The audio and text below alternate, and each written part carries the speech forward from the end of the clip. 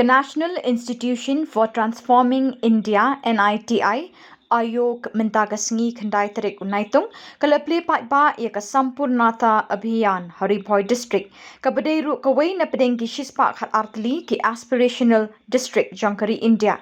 Ia kini kejingelang pelai patba la pelong haparish hall nongpo. Hakini kesngi lawan bansa kilang do ba Miral Bonds im MLA ke nongpo ba Sostenes Sotun MLA ke Jirang bat uba Daman Bait Lamare MLA ke Umroy. Kumjuru ha kejinga Don Lang Deputy Commissioner Karibhoi wa Abhilash Baranwal bat Surender Mehra IFS kumjuru unong ai jingmut jang ke NITI Ayog ke officer nagitanat bapher lambat kiwe kinong kitkam.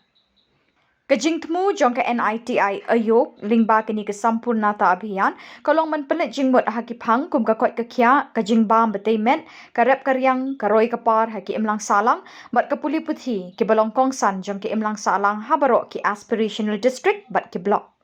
Hashwaban yo ekte kejing pli pai pa lasdang shwaban pelong ya kejing kop mare thong kabasan kilometer bat nang tabot sa kejing kop drojing dro kabela pelong ha district library hall nongpo. Yeki nong job ha kejing kop mare thong bat bantro jing dro la yo ban sami ki khusnam ha kete program kabela pelong ha parish hall nongpo. 1, 2, 3.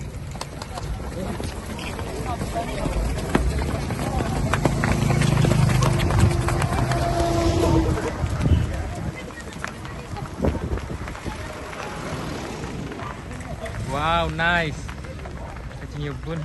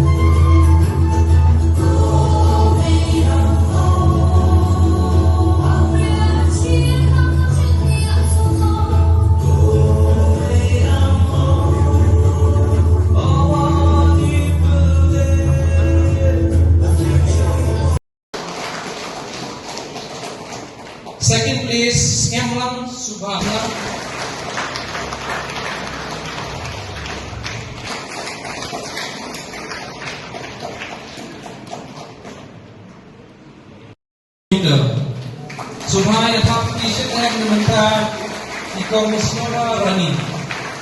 She is 62 years of age. Subhaya Thapti Namanta Ibarisha.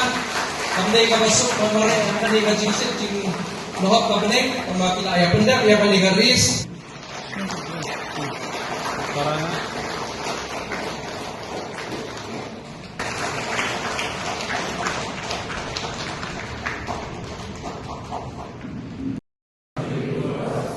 Making my block and my district achieve saturation in all the indicators of the Sampurnata Abhiyan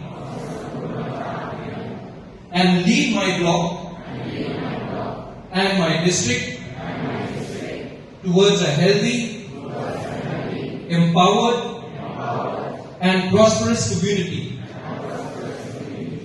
and work towards transforming it from aspirational to inspirational.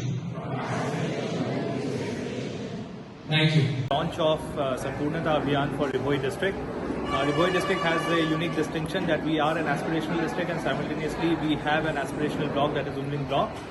Niti Aayog has launched Sampurnata Abhiyan, under which the target is by 30th of September there are 6 indicators across health, nutrition, education and agriculture that we are supposed to receive 100% saturation.